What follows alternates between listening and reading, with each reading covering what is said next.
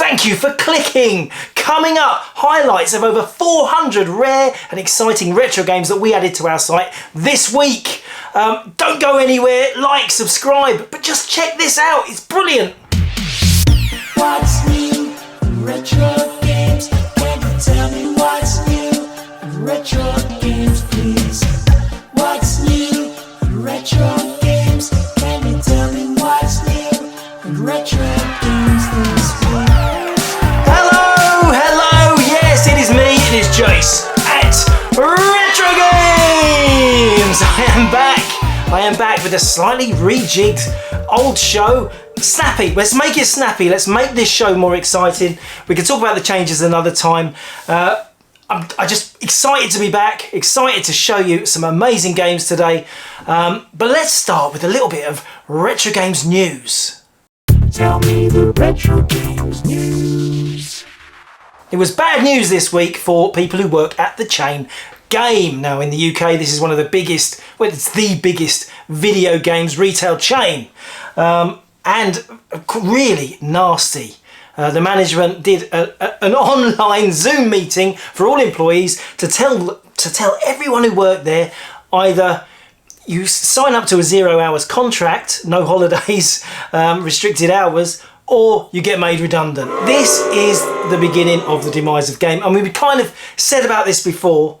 It is sad. It's sad because this is the only UK and Europe, I think, dedicated games retailer chain. There's a lot of chain stores. I mean, there's a lot of 300 plus shops.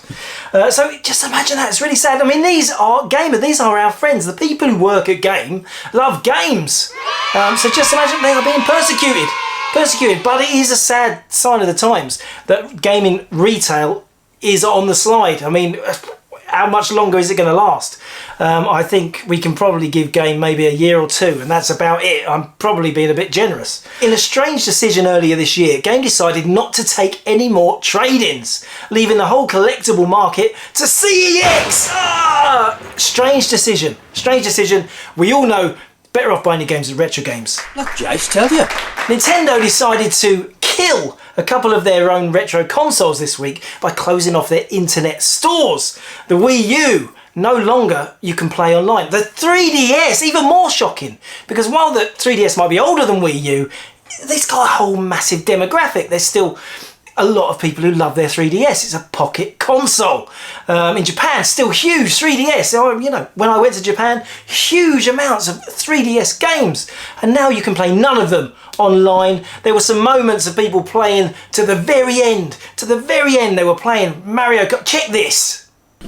So we're going to start here with the Wii U, and this is Super Mario Maker. And of course, Super Mario Maker has so much user-generated content. All those levels, all those millions of levels generated by so many people wiped away. Online service no longer available. Sorry for the inconvenience. Here's some support information. Here we go with Mario Kart on the 3DS. Let's go to an online multiplayer game. It takes ages. I've speeded this up. Connect to the internet, and then you get this. The server is currently undergoing maintenance. Ginny wreck on, Nintendo. Come on, Nintendo, that's a bit rich, isn't it? You've got enough money, you make all that money on the Switch, you could have kept these servers going. Those poor 3DS owners, and the Wii U, okay, how many people are actively using the Wii U online?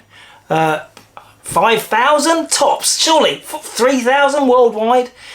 Surely it couldn't have taken up that much capacity, and the giant of Nintendo could have kept that going. I think it's pretty cruel. They did it early with PS3, but that's a lot older than Wii U. And the 3DS had a very long lifespan because the 3DS, 2DS... Turn it off, we're sick of it. What a load of crap. Now in Retro Games company news, we welcomed someone back this week. Fiona's back. Fiona's back. Fiona is back. Fifi's back! Yeah! Fiona is back. Retro Fee. She is back full time. Brilliant news. My number 2, it didn't flush away. My number 2 is back. She's been away for 6 months. We had a big goodbye on the show, didn't we? Do you remember that? I know, I feel sad. I feel very emotional. Okay. It's been awesome working here and I'm going to really miss it. Stop it. Well, what a waste of time. She's back. No, welcome back. I'm so glad she is back in the office, giving us all a bit of a pep up It's exciting, and she's such a brilliant, but she's so good at cleaning consoles. She's getting all the top jobs back. Well, you've been away 6 months, now you've got to clean the consoles. Nobody else wants to do it. Yeah, so brilliant. Thank you, Fee. I hope you're enjoying the show. Who the f*** is Fiona? Okay, so this is still a show about all the newly listed things at retrogames.co.uk. You can buy all the things on this show. Every week I choose my favourites and I just have a little talk about them and I show them to you.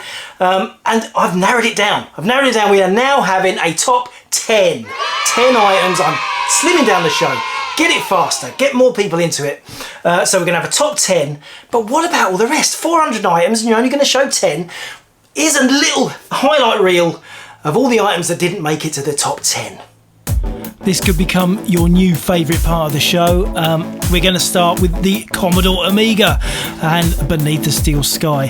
What an amazing, highly sought after game. But why is it on so many discs?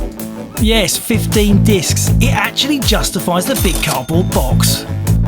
Now, how about Flashback? Renowned for its amazing animation, this puzzle platformer really was ahead of its time. So many games made like this now. It's beautiful. It still looks beautiful, the animation. A fabulous box on the Amiga version.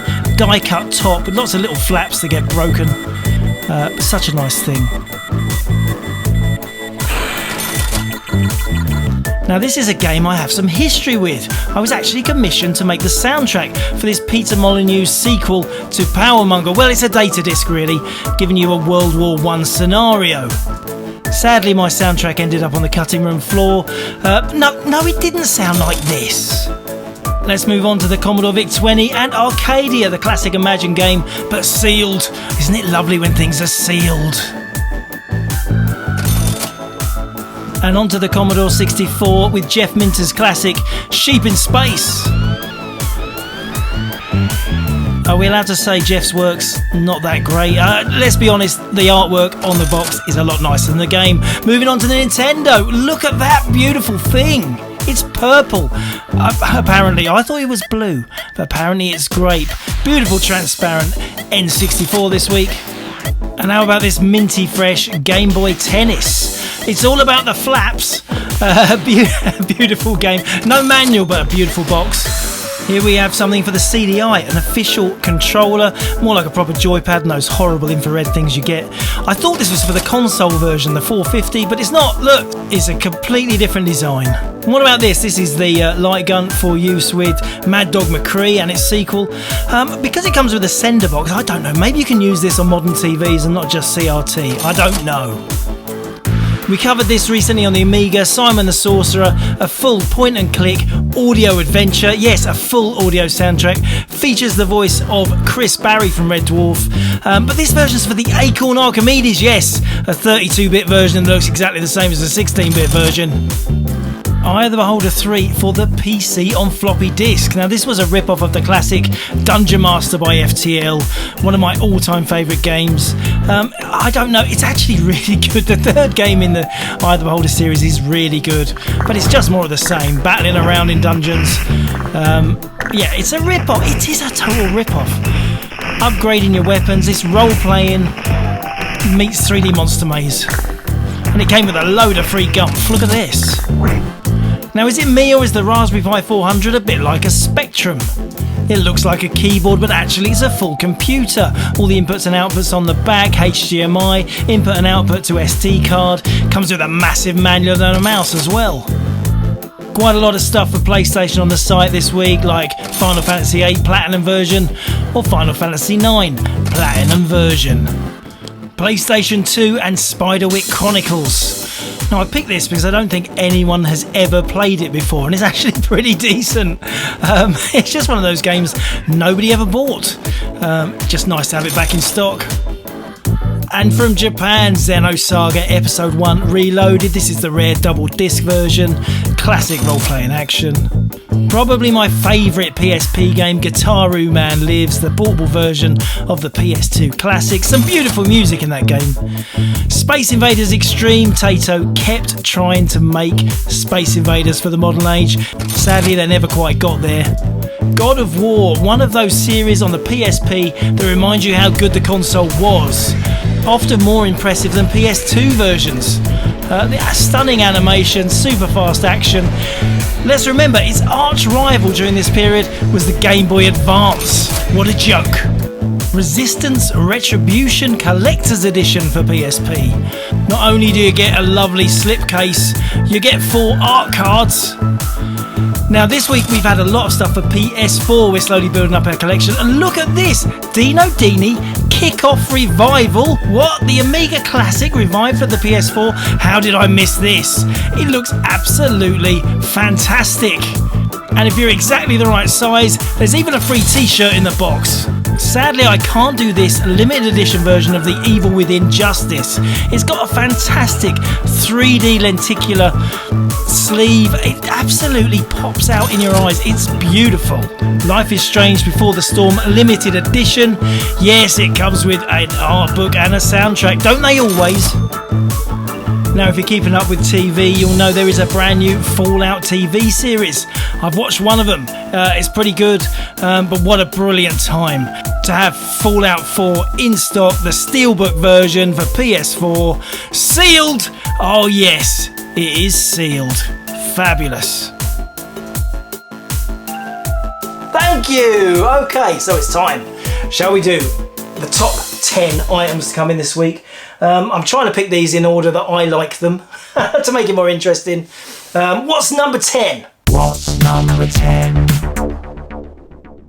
Here it is. This is number 10. This is a game by Alligator for the Commodore 64. It's a cassette game. It is called Hyper Circuit. I'm going to show you a bit of gameplay. What the heck is Hyper Circuit like? Well, it's a shoot 'em up set on a circuit board. It's quite an interesting game and pretty good quality for Alligator, renowned for some pretty lame ducks. And isn't it funny, the way you shoot and your bullets go around the corners, they follow the tracks in the circuit board. And I think what we're doing is killing computer viruses. I think this might be before computer viruses were even invented. Well done, Alligator, ahead of your time. And here it is, Hyper Circuit. I love the case design on these. You have the instructions written on the back. You've got the game screen there. No separate manual required. Not even double-sided printing because there's nothing written on the inside of the inlay. It's an unusual design. Very rare game. This is the first time we've ever had this game in stock. 30 years. I love this bit. This is a code. It's got some security, you know, like Jet Set Willy. You retro gamers will know the Jet Set Willy came with a code sheet and you had to match the colours with the little booklet to what was on the screen. Well, they've done that too, but they've actually printed it just on the inlay. Excellent. And there we go. There is the cassette. It's even got a price sticker on there, $7.95. Why are they pricing the actual cassette? Very strange. That's Hyper Circuit by Alligator. What's number 9? What's number 9? So number 9 is a book, and it's not even a particularly old book. And you're thinking, Jace, this retro gaming lark, you're losing touch, mate. You're showing us a new book. No, this is an interesting book because it is a brochure for a video gaming auction. And now I got sent this in case I wanted to attend the auction. I didn't attend the auction, but I really liked the glossy brochure. And I thought I've definitely got to show you this on the show. It has got some amazing games in here. I don't know how much they sold for, but there is estimated prices in here. I'm going to just show you some of the things. There's a lovely Odyssey 1. How much do they think? So Odyssey 1, they thought it was going to go for about €400. We've got a boxed Telstar arcade. Absolute brilliant triangular console with a built-in steering wheel and gun. €300 they thought for that, which I think is a bit of a bargain. For a boxed one, I'd definitely sell that for 500. TV Game 6, that's the classic Nintendo. This is fun, isn't it? Is it fun? Is it fun? Jace, move on. No. They think 400 for the TV Game 6. 400 sounds about right to me. What about this? Some Atari test cartridges. What are they? Unfortunately, this is a French auction And so this information is all in French. But these are cartridges, prototype cartridges, Big Bird, a Needed Line, Moon Patrol. Yeah, they're like prototype cartridges in a brown case. How much did they think that was going to go for? 2,000. I think that's worth 2,000. What about that? That's an Atari carry case. Looks almost military, doesn't it? That's like Mr. T carries his Atari around in one of those. Moving on, just a few more. What about this? That is a ColecoVision stand. I have never seen one of those. It's like a pedestal. So there's the base, and there is, yeah, there's room for the TV, and there's the console and all the games. I'm guessing that's a shop display stand. They think that's only worth €400. Well, I think if you're a Coleco collector, though it does look like a sticker, it is just a sticker. It does look like it's peeling a bit. That Atari jacket, we've had that in stock before, that Atari jacket. Used to have it hanging up in the Retrogames shop back in the 1990s. 62, they think that's worth €100. I think we sold it for about a tenner. It smelled like sick. Someone had vomited on it. What is that? You see, there's so much weird stuff. Look at that thing. What is that? That's stuff I don't know what it is. 70. Ordinateur, that's computer. Oh, yeah, I know computer in French. Ordinateur Matra Hachette. Like a French computer, I think. Yeah, it looks like it's all in French. Wow, I want to know what that is. There's more rare computers there. What is that? See what I mean? This is a fascinating book. In fact, I know showing you a video of a book is a bit boring, but you know, there is some fascinating stuff on here. Okay, NES, Mario Brothers. What is that? A yellow cartridge for Zelda? It's American, I think. But yeah, incredibly rare. Rob the Robot. Okay, not so rare. Anything else? One more thing to get us excited. The blue. Oh, what is that? History de Britannia. That it must be Ultima 4, sealed, and then on the back it's got an extra booklet in French. Wow, that's got to be really rare. But anyway, what a lovely booklet. I took too long on this. I'm meant to be being snappy. What's item number 8? What's number 8? Item number 8 is for the Amstrad, and it is a game called Miami Vice. Now, these original Ocean releases are incredibly sought after now. Knight Rider, Cobra, Great Escape, Miami Vice, Whizball, Arkanoid, all these, they're just epic, aren't they? I know some of those are imagined. But Miami Vice, what is Miami Vice? Based on the classic TV show, like for the Amstrad. Check it out. Yes, it's a game that proves you can never trust the packaging. Quick, turn this music down. It's got some god-awful music. It's a really glitchy, horrible top-down adventure kind of driving game, but it's pants. One of the worst games ever on the Ocean label. It is just such an awesome cover. Look, one leg over the ocean barrier, the other one floating on top of the... Yeah, they've done some work there. That's pre-Photoshop. They've done that. Brilliant. Beautiful game. There's the cassette, and there is the inside of inlay. That is Miami Vice for the Amstrad CPC. Number 7, please. What's number 7? You'll never guess what. BJs Back. BJs Back. BJs Back. BJs Back. Yeah, BJ Bear. We covered a BJ Bear game. First time we'd ever had it in. A couple of weeks ago, and he's back. Get ready to read with BJ Bear, another BJ Bear game. Yeah, he's a bear. He's got an inappropriate name that nobody would get called now, but back in 1983, that was okay. It's got a bit of a squashy box. Squashy-washy. But it's got a teacher's book. It's a Commodore first-party game. This came out by Commodore, who made the machines. They made software. That's what makes it special. If this was made by someone else, it wouldn't be so desirable. It comes with the BJ Bear book. Again, a beautiful colour reading book. I mean, yeah, sure, this is for kids. It's for kids, but 4 tapes. Is anybody ever going to load this? I would love it if someone buys this and then makes a YouTube video all about playing Get Ready to Read with BJ Bear. Number 6. What's number 6? Okay, we've got some hardware for you. Some hardware in the number 6 slot, and it's a Nintendo 64. But It's a beautiful one. It's this. It's the ice blue version. That is right. It's quite rare. Japan only. It's a Japan console. I'll put the box down. This is half blue, half white. As you can see, well, I say white, it's gone a bit ghosty and milky, but it is transparent, so turquoise and white. They did like to mix up the colours, but yeah, sure, it's an N64. It's got the expansion pack. That makes it a bit more extra special. It's got the matching controller, and that does exactly the same. It's white, it's blue, it's perfectly good for playing. And the brilliant thing about N64, you know this, guys, the N64, the Japanese version, it will play US games and Japan games if you chop these little bits out. Now let me show you. I've always wanted to do this. This is a Japanese N64. Can you see here? There's a little plastic nugget, a nugget of plastic. Well, that stops USA games getting plugged in. But you chisel that out, a little bit of sawing, a little bit of delicate... Some people do it with a soldier iron, just melting inside the N64. Don't do that. Don't do that. Then you can play all the USA games, but you play all the Japanese games. And the good thing about the non-PAL NTSC version of the N64 is it plays stuff about 20% faster. It's smoother and faster, and it feels more like you're playing better games. It makes the games all bit better, a little bit better. Wave Race. So I was an early adopter of N64. Japanese Wave Race, amazing. Later on, obviously now I've tested a lot. Now you play the PAL version, you think this just isn't quite the same game. Excite Bike as well, we showed that last week. Very, that extra 20% makes a big difference when it's one of those games like that. Come on then, what's number 5, Jace? What's number 5? We're back with the Commodore, but this time it is Night Games. Now this is Commodore 64 disc.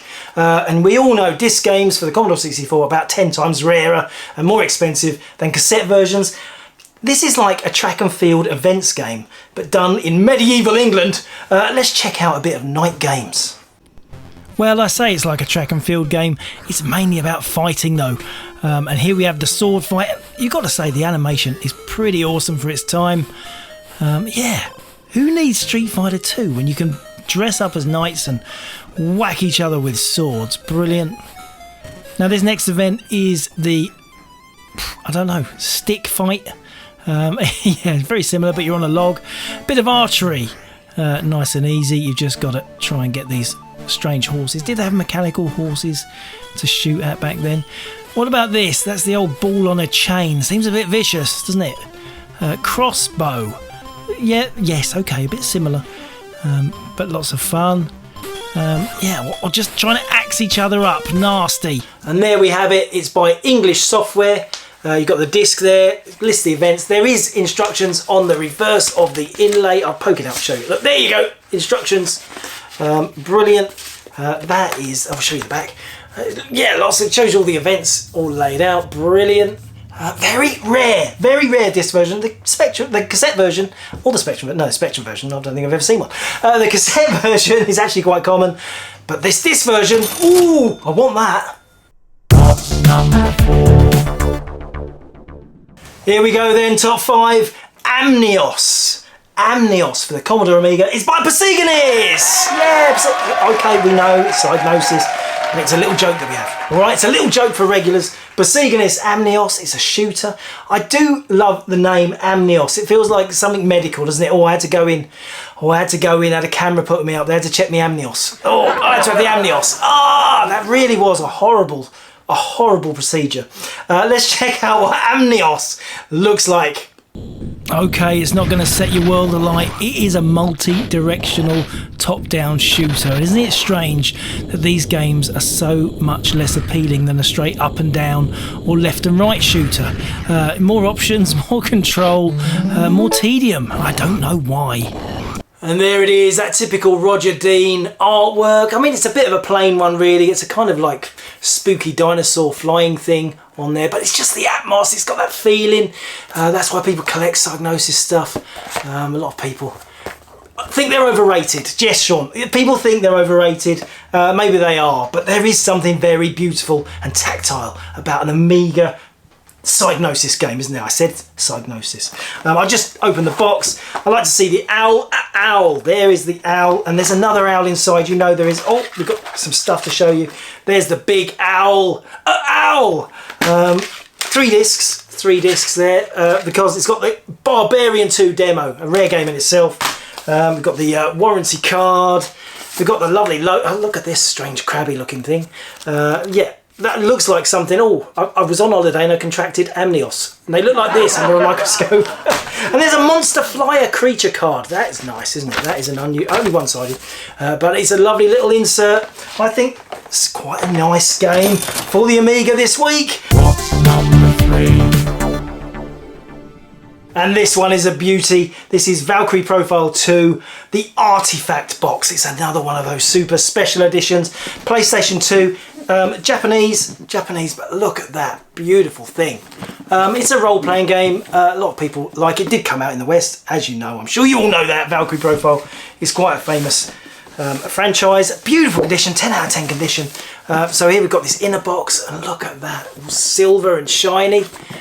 Beautiful, and you're thinking, what kind of artifacts could be in there, Jace? Well, there's a bit of Velcro. Oh, he's opening the box.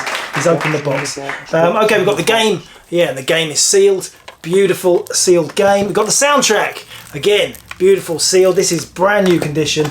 Let's move the packaging out. We've got the booklet pack, and this has got another inlay. I don't know why. It's got another inlay. It's got a booklet, an art book about it. I'm going to keep that sealed. I don't want to open it up. I don't want to open up the sealed bits. And it's got this, Silmeria. That's the hero of the game, and there she is, sealed in a packet. Is brand new condition, but that's not it. That is not all of it. There is also the ring of myelin. There's actually a ring of myelin. Be very careful opening this box. It's a bit delicate. Oh yeah, but the ring. You want to see the ring of myelin. Yeah, there it is. That focus. That is the ring of myelin. Yeah, if you're in a death metal band, you want to be wearing one of these, don't you? I don't know why it's on a key ring, but that's just how some people wear their rings, all right? But isn't that beautiful? It's even got a little instruction sheet of how to put a ring on in there. A little bit of foam to keep it safe. What a beautiful thing, I think. Lovely set. What's next? What's number 2?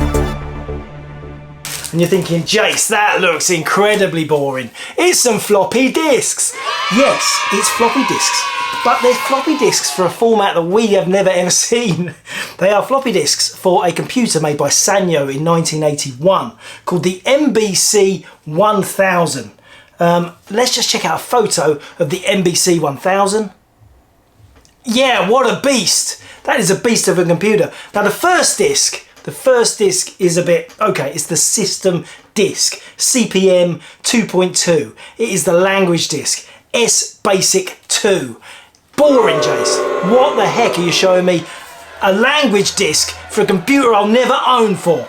Fair enough. But what about this? This is a game for it. Now there's only about a handful, 4 or 5 games ever released for this machine.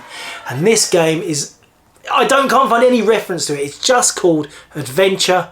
And it is for the MBC 1000. And I just thought, well, we love super rare stuff. I don't suppose anyone's going to be rushing to buy it, but if you collect rare old computers, you really want to boot that up. We can't play it. We haven't got the computer. So I'm highlighting it so that someone buys it and plays it, and we can find out what it's all about. I imagine a text-only adventure, but those really, really early games on floppy disk, I think they're exciting. So, hard luck.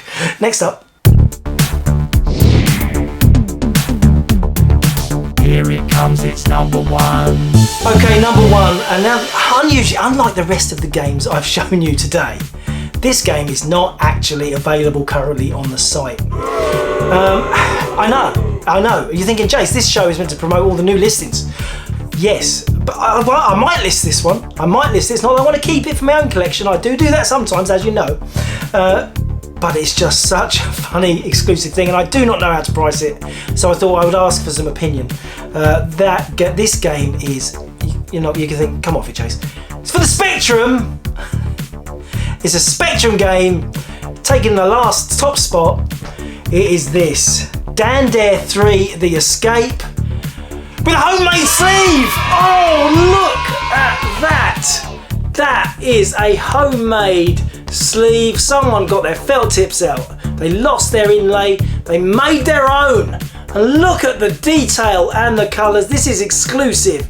This is a teenager making their own sleeve for a game, and it's original game, but it's a paper inlay that they've made themselves, and I just wow, it's better. Let's just put up the original Dan Dare 3 artwork, and then just to compare, it's better. This is better than the original. It's better than the original. Well done. He didn't sign it, sadly. We'd never know who the artist is. I just love it. It just sums up that era. You know, I lost the inlay. I'll make my own. Who cares? Dan Dare 3, The Escape. Pretty good game, but a fabulous original artwork. I welcome any comments if you want to buy this. If you think I should list it on the site, if you think how much you think I should put on it, because I can't give a price for that. Yeah, then let me know in the comments and I'll read it. Thank you for watching the shrunk down super format new version of the show. Please support me, please support the channel, please like this video, please, if you're not already subscribed, please subscribe, but liking the videos really helps. I really want to get a lot of viewers for my Friday night videos. It's the only thing that's going to make me keep doing this, is to get some decent viewing figures. So please like and subscribe, and I will catch you next week. Happy retro gaming, retro gamers! Retrogames says thank you for watching.